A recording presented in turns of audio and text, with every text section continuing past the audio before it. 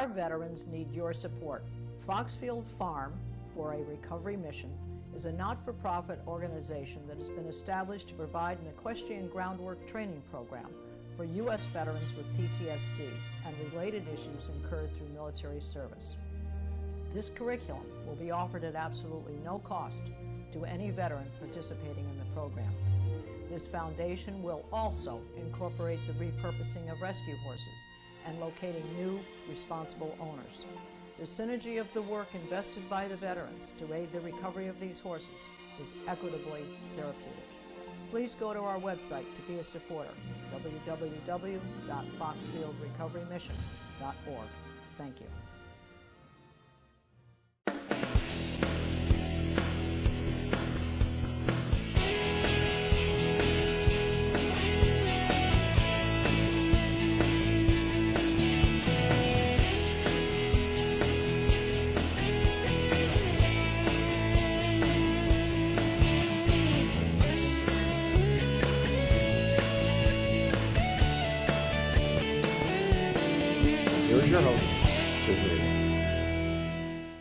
Hello, and thank you for joining me today. Once again, I wish to thank Connecticut Historical Society for the generosity in providing us with today's venue for my guest, who is the 2018 gubernatorial Democratic candidate, Jonathan Harris. It's a pleasure to have you here, Jonathan. It's great to be here again. Thanks for having me on the show. Not a problem. We really enjoy getting the inside story on who's running. And I enjoy being interviewed by you. Great. All right, now Jonathan, as a lawyer, and your previous public service posts include state senator, Connecticut State Consumer Protection Commissioner, and former mayor of West Hartford. Now, It's pretty illustrious, those different posts. How do these career accomplishments contribute towards your candidacy run? Yeah, I was also deputy treasurer for the state and was counsel to the House Democrats, too. And as important, I've been a practicing attorney for about 20 years, representing working families, representing businesses. I had an economic development and real estate business that was actually regulated by consumer protection, and then I became the regulator. So I've seen government from the private sector, from the public sector, from the state level, from the local level, leading the 9th largest town, West Hartford, running an executive agency. So I've had the privilege of observing, of experiencing, of actually accomplishing things at all levels of government and in the private sector as it interacts with government. So I have this holistic picture, this idea of how things work, how things don't work, and more importantly, perhaps, understanding the institutions and the people. And we got to get back to people. We have a lot of challenges in this state, without a doubt. But one of the biggest challenges is that it seems like people want to just throw rocks at one another as opposed to coming together and creating solutions to the challenges and doing that together. I've been a practical problem solver, a progressive problem solver. I get results, and I want to bring that to the state level as the governor of the state of Connecticut. Now, we talk about coming together. That is becoming a well-known phrase. When we talk about coming together, we're talking about the people of the state. We're talking about the respective people who serve in our legislature. How would you propose that we're going to meet across the aisle and get some sort of solid agreement in order to take us forward to a more successful place? That's a good question. It's all of the above, basically. But when I became mayor of West Hartford in 2001, we were in the midst of a fiscal crisis. The bond rating agencies had put us on the watch list. Our pension payments were due. We needed to build a third middle school. We had a whole host of other challenges. No fire contract for 4 years. The recession all of a sudden hit right after 9/11, and we were really struggling. We brought everybody together, the school side, the town side, labor, management, business and civic groups, and we reinvented West Hartford government, the way that we delivered our services, to make sure that we kept the quality of our schools, the front yard services, our senior services, and we did that together. And I'll tell you something, I actually didn't realize how important this was back at the beginning. But what I started doing was actually taking the town manager and the minority leader of the town council and going to the superintendent's office periodically and meeting with the superintendent of schools, the chair of the board, the minority leader of the board, 7 a.m. on a Friday morning. The first conversations were about, hey, what are you doing this weekend? What are the names of your kids, your grandkids? We started building a relationship with each other. We started building understanding so that when things got tough during the budget, we were able to deal with each other as humans, as people. And there's going to always be tension between different groups, different people, different institutions, in particular a school board and a town council. But what we were able to do was transform that from what could have been destructive tension into constructive tension to get the job done.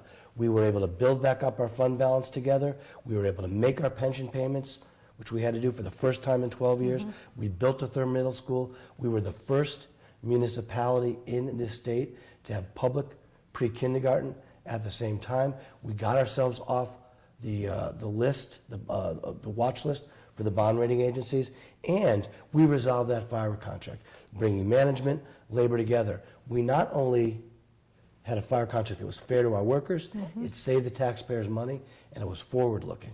And that's a key point we need to talk about, forward-looking. We moved from a 1950s model of firefighting to a 21st century model. We need to think about long-term planning in this state.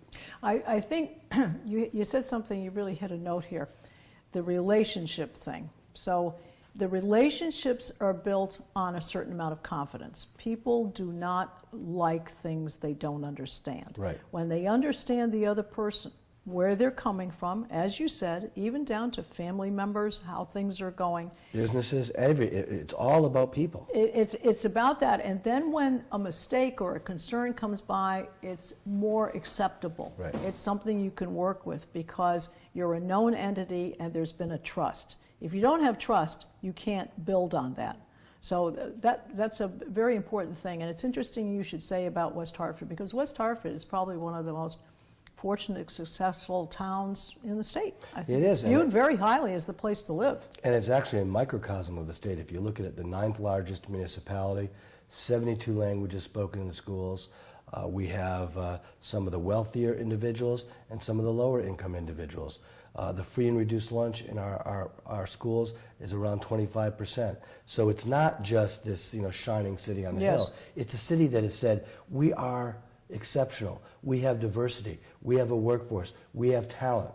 We have underutilized assets, our land, that we can develop and not only create jobs, grow our economy, and also grow our tax base. Now, it's struggling like every municipality because of the toxic relationship with the state and the over-reliance on the property tax, which we have to get to. But the lessons I learned in West Hartford, which I then employed, bringing people together to deal with the fiscal crisis as head of the executive agency, the Department of Consumer Protection. That can be done throughout the state government and throughout the state. And therein lies a pathway, a plan to get out of this rut. All right, now I'm going to quote something from your website. You said, I'm the only candidate in this race who is the proven progressive problem solver. I've proven my ability to deliver on our progressive values with results. And we've touched on it. You are, one of your major accomplishments was the oversight of Blue-Black Square while you were West Hartford's mayor. Now, give me a sense, who initiated that Blue-Black Square concept? Where did that originate from?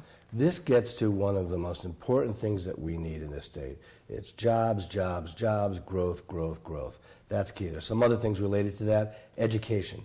You can't have jobs, and growth without actually having education. Not just academic training, but skills training. We need to beef up on that, and we can talk about that. You need infrastructure. That's crucial too. And then you talk about other issues that are important, whether it's health care, long-term care, pay equity are important issues too. But let's focus on economic development, because that's going to be central. West Hartford, when we were in that crisis, we took a map out of our town, essentially. 22 square miles, fully developed. And said, where do we have assets? Where do we have underdeveloped, underutilized land that we can actually increase the value, increase our tax base, create jobs with that? And we did this all around town. West Hartford sector actually was starting to hum. And the interesting thing, the two most important things that catalyzed the growth of West Hartford Center as a regional economic and entertainment engine, allowing outdoor dining and relaxing parking ratios. A lot of what I've learned is not what government does proactively, but what government needs to do to step out of the way, to tear down barriers, to allow private sector capital investment to come in for the economy to churn. Once we had West Hartford Center that was up and humming, if you will, we had 2 boarded up 1950s car dealerships. And we said, long-term planning again. Right. What should that look like? How can we make it into something? Government can't do it. We don't build developments. So we said, transportation infrastructure. If we make a better grid system there, and we have a road going over Trunk Brook, and make traffic improvements, not just in that area, but miles away, to move cars around, to think about how bikes might be utilized in the future. That would be attractive to a developer.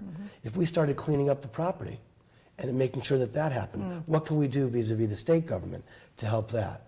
If we increased heights there and allowed more density so that developers could get more cash flow, it would be more attractive. If we had a municipal asset like our old Board of Education building and said, we want this to be not just a building coming up, we want to help create a neighborhood. Let's see what municipal assets we can throw in to make this a more holistic plan, more attractive to the private sector to make an investment. And it also, by the way, by throwing in the Board of Ed building, we accomplished another goal too, because you always want to look for multiple goals. We need to meet the needs of everybody involved. We not only moved our Board of Ed administration, our school administration, into our town hall, saving a lot of money in facilities Plus, costs. it consolidates where people need to go for everything. It does. It's one-stop shopping. It allows the school and the town side, the people working there to talk, and you could continue to line up like jobs. And when someone retires, you can get more savings, like we did with the way that we dealt with the fiscal crisis. So now this also probably improved residential homes value, right? Because you're near Blueback Square, or you're fairly close to it. What it did is it attracted a developer that actually helped build the neighborhood there. And with the town cutting a hard bargain, I mean, we negotiated a tough deal, but to lead up to it, and then once we had that deal, it was like, okay, how do we help? We're not going to throw up artificial barriers to economic development. And not only did it create that neighborhood there and better transportation infrastructure, but it also created neighborhoods and a ripple effect around it. The young people, the millennials, want to live up Farmington Avenue on Robin Road. Plus, you got jobs. You got jobs that are created. Jobs businesses to build, jobs that are there, a neighborhood where people can live, and other neighborhoods. And one of the reasons that we're not as competitive economically is not just lack of jobs. It's the workforce wants, especially the millennials, they want those cool downtowns to live in. Yes. Right? Yeah. And we can provide that. And so if we change our economic development strategy on the state level, like we used in West Hartford, to one that is less top-down, one that doesn't just focus on the top 1% and pick winners and losers, giving big money away, or tax breaks, but one that is bottom-up, that's organic, that focuses on the entrepreneurs, the small and mid-sized businesses. That's where you get the bandwidth. That's where you get the growth, the neighborhoods, and the transportation infrastructure that'll help revitalize the state. Well, we're talking a lot about fiscal budgets, building wealth, creating a better economic environment. How long do you think it's going to take Connecticut? Say you're the governor, you're going to start to lay out some plans, you're going to start to work with various departments, you're going to do all the things you need to do. How far before we're in a better spot in our credit rating as a whole, so that we don't lose any more, that we're more jeopardized than we currently are? Right. The next governor has to not just point fingers and look backwards. The next governor has to look forward. I have this, not just in planning, but in vision. So this time of year, I would open up a book when I was a kid, and it said that, the good outfielder learns to run to where the ball's going to land. Right. For too long, the state, in its planning and in its vision and in its dialogue, has been like, well, where's the ball? Why isn't it coming to me? Let's, where's the ball? Let's look behind. Right. We got to look forward. So the next governor has to have a vision. Now, there's got to have to be plans so that within the first couple years of the administration, of the next administration, there will be progress. But the next governor's got to show people where we can go over several years and how that is possible, and then have those short-term victories to be able to get people on board. The next governor's got to be less of the policy wonk and more of the convener of people to collaborate from across the state to help not just get things done, but to help build the details of that vision. So it's not going to be a short-term fix. There will be short-term victories, midterm victories, but we need to focus on a longer-term play. Well, longer term, I think, obviously means that essentially it's like running a business. So you need to have your mission statement, as it were. You need to have a marketing plan. You need to have a strategy for fulfilling that and specific tactical things. And net at the end of the day, if you benchmark as you go where you are on a regular basis, then you will be able to determine whether you're meeting your goals or not and adjusting as you go. And I mean, that's what I'm hearing. You're hearing the looking ahead. So in order to do that, you've got to build a roadmap. How are we going to get from here to Chicago? Well, we're going to go this route, we're going to use this highway, and so forth. So I think the idea of, as you said, is bringing the right people together, and it's got to be all of the people, a representative of all the areas. And that's exactly what we did at Consumer Protection. Down 25% of our people, while doing really important things, additional work that was critical to the people of Connecticut, whether it was our role in helping to combat the opioid epidemic, or our oversight in the development of the cutting-edge medical marijuana program that's providing veterans with PTSD, people suffering from cancer, people in hospice, kids seizing dozens of times a day with another good healthcare choice. We were given all this to do, and our personnel to do it, our resources were going down. We brought everybody together, and we said, what's our mission? Our mission is to protect public health and safety and to prevent economic harm to consumers and businesses. If it doesn't go to that mission, in either one of those in a meaningful way, you got to keep rechecking, making sure you're staying on tack. That is measurable. That's measurable. Then we're not going to do it. So we got rid of stuff that didn't make sense. We looked through our regs and said, hey, these things, they're antiquated. They're not meeting our goals. We went to the legislature and said, these licenses don't make sense anymore, or regulation of bingo is not something that we should be doing. A whole host of things. We used that perspective, that measurable planning, and then we added process improvement, which gets people together. 19 process improvement events my last year alone. Technology. We saved, in a short run, over $60,000 in a small agency just on postage costs for initial applications for some licenses. It takes digging down into the details. It does. All right, well now, just give us a sense. You're a campaign platform. I think you've been stating it as you've been talking. But the status of your campaign, how you've been reaching out to people? Who are you going to see? What groups are you meeting with? Well, right now, for the first several months, it's been more of what you call the inside game. I mean, we're seeking the Democratic nomination.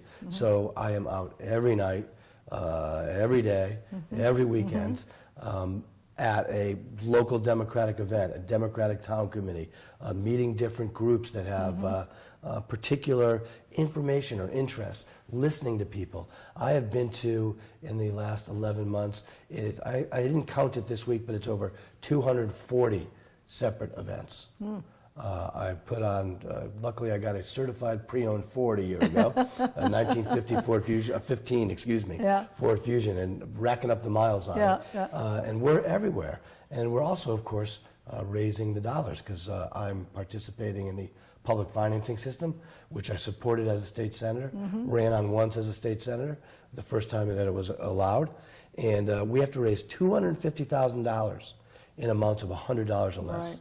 It's like climbing Mount Everest. How's it going? Is it good? It's going well. I mean, I'm leading all Democrats, not only in overall amounts raised, but in getting to that goal. I will have my qualifying dollars before the state convention in mid-May. I am working. It's coming fast, isn't it? It's just rocketed. It's amazing that literally I've been doing this for about 11 months, and it's 2 months away.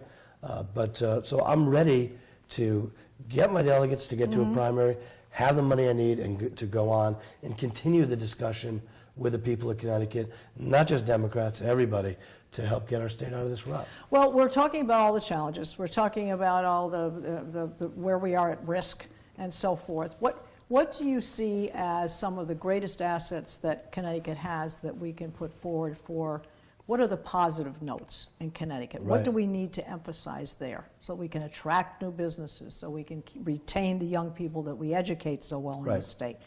What do you see as on the positive note? Our people is probably the biggest resource. We have a highly educated and trained resource. You know, more advanced degrees, for example, in the Knowledge Quarter than in most other places, not only in this country, but in the world. Our location is tremendous. From a quality of life, whether you want to catch stripers or catch bass and mountains, water, I mean, ocean, lakes, that's an important thing too. But we're also at a crossroads of commerce in between two major metropolises, New York and Boston. Our problem is that we've always tried to be like Boston and New York. Instead of being all that we can be within our space, but better connecting in to Boston and New York with rail, with fiber optics, to move people, products, ideas back and forth, to leverage that asset. We are a relatively low cost of living state compared to around New York City It's true. and Oh, around yes. Boston, right? Yes. So- a lot of people commute from here to New So York. if we can tie in with high-speed rail Right. to make it more accessible within an hour from people in the southern part of the state to get to New York, people in the northeast part of the state to get to Boston, people can have their piece of property in Holland and still be able, through telecommuting and commuting, get to Boston. So these are these long-term goals on Yes. how to leverage the asset. We're a very healthy state when it comes to health indices, mental and physical health. So we have a lot going. Part of the thing is the negativity is kind of blinding ourselves. We need to do a better job at connecting the dots and leveraging our assets. And making the most of it. I agree with you that where we're located. I think the other thing too is that if we can bring in the commerce but still retain some of the ruralness that Connecticut offers. You mentioned the fishing and so forth, Yep. but that we have many open areas, we have open space, we have farms, and you need to leverage that message out to people. Right, and just think of farming. Future, again, long-term planning, catching that ball like the outfielder. Hemp is becoming a major product. It's the cannabis Oh, is product. that hemp? Oh. Hemp, it used to be, before Okay. William Randolph Hearst wanted cotton paper Right, and not right, hemp right. paper for his newspapers Right. back in the 30s. It is a cannabis plant that has less than 0.03% of the THC. Right. Guess what? We can grow that here. We need to straighten out our laws on that. You take hemp and you actually have another crop for our farmers to grow. We can also wed that with technology. We need to do better at training computer programmers, computer engineers, computer science. Things like that can bring back textile industries, robotic textiles with hemp, ways that we can look out in the future and see where those jobs are. But to do that, one of the other crucial things that we have to do is reinvent our school system to actually, when it's pre-K through grad school, technical high school, technical college, academic pursuits. And offering more trade schools, I think, too. Well, yeah, do a better job Right. in every way, whether it's trades or whether it's academic pursuits, to be able to align our curriculum, not just with the jobs of today, but with the jobs of tomorrow, and then create, through public-private partnerships, more distinct pipelines into those jobs. Whether it's a trade or whether it's a financial pursuit, we have the ability, through the businesses that are here and through the school systems that we have. We, of course, have to also deal with the two Connecticut's and the educational disparity, but that's another very important issue. Well, Jonathan, our time is going quickly. It's been very interesting. I'm going to do sort of a lightning round Sure. with you here. Your position on number one, kind of a yes or no, reinstating tolls. Can't do a yes or no on that, but I'll do it quickly. Okay. Electronic tolls need to be on the table, but it needs to go to transportation. But we don't want to just look at one-off types of revenue. We want to take a holistic look, like everything, how we raise our revenue, and redesign it bottom up so that it is fair. People pay their fair share, more progressivity, less regressivity. We want to look qualitatively at what are the sources of revenue that are incentives for people, family, and businesses to come to Connecticut and to stay in Connecticut. And take a look at, say, if we do tolls, electronic tolls, and we can figure out how they're configured, because the devil's in the details, so you got to agree on Yeah. an actual plan, Yeah. not a concept. Maybe we can lower the gas tax or regressive tax. Maybe more people will stop instead of zipping through on 95. More people at a lower rate, perhaps more revenue, and they'll go into the convenience store and buy the burrito and generate some sales tax too. All right. Again, yes or no. Gun control. You're you said we need more gun control, less. We've done a great job here. We need more gun violence prevention on the federal level. I think there are other things we can do here, whether it's outlawing ghost guns or bump stocks in Connecticut. We have a great start. We have a great platform. We are one of the cutting-edge states. There's more we can do, but we got to get the national government to do this too. All right. What about immigration? I was the first senator as chair of Human Services to raise a bill to allow in-state tuition for undocumented students. I think we have to figure out ways to incorporate immigrants into our communities. That is what has made this country strong. It's like having a lake that's continually fed by streams. If those streams aren't there, the lake stagnates. We have to figure out ways. You have to be able to provide them the education to become contributors. Exactly. Right. And that's why if a child was taken here and it was not of their own doing, they went through our school systems, they're pursuing citizenship, I felt that they should be able to get a higher education too. And that's why, ahead of its time, I raised that bill. Luckily, it was passed and signed by Governor Malloy. It had been vetoed by Governor Rell. But things like that, we have to enforce the law. We have to figure out how to deal with immigration on a national level. That is really important. But we also have to make sure that the people are here are welcome. Right. All right. And then just one more. By the way, they're an important part of our economic development and workforce as we speak here. Yes, because there are all levels of jobs and they all need to be filled. Exactly. All right, and then just one more, infrastructure and business development. I think you've spoken to those points. I think they're key. Infrastructure is, as you did it in West Hartford, you created an area that worked and that obviously created a much better economic vision for West Hartford. All right, I guess just in summation, anything in particular you'd like to say to the state, the people in the state? Just that this is a great state, and if we can bring people together, which I can do because I have done it as a mayor, as a state senator, as Commissioner of Consumer Protection, as a lawyer, as a business owner. We have the assets here, both the people and the location and other assets, to really make this state an incredible place. It has everything we need. We just have to mix the recipe together. And what I'm saying is that enough of the negativity. Let's move forward together. Long-term planning, rolling up our sleeves, getting it done. And Connecticut will just continue to be a state that people want to come to. We've had a little bump in the road over the last couple of decades, but it was never that way before, and it will be different. Okay, well, I'm going to give your website, which is harris4forct.com.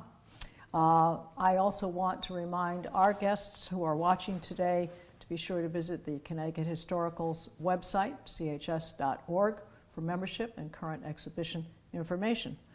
This is Susan Patricelli-Regan, thanking you for joining me and bringing proof to the people.